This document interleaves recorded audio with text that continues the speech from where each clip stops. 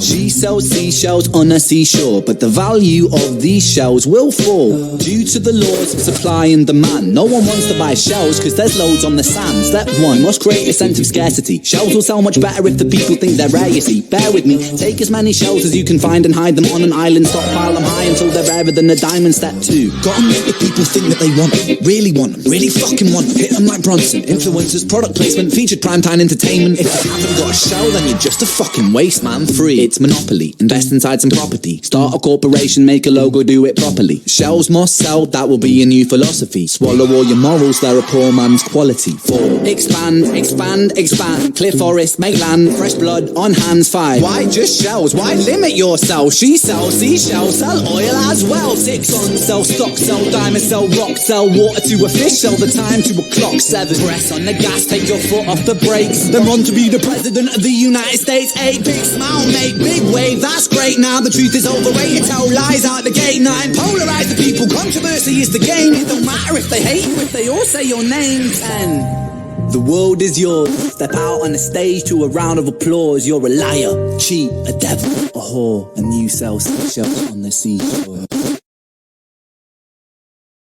She sells seashells.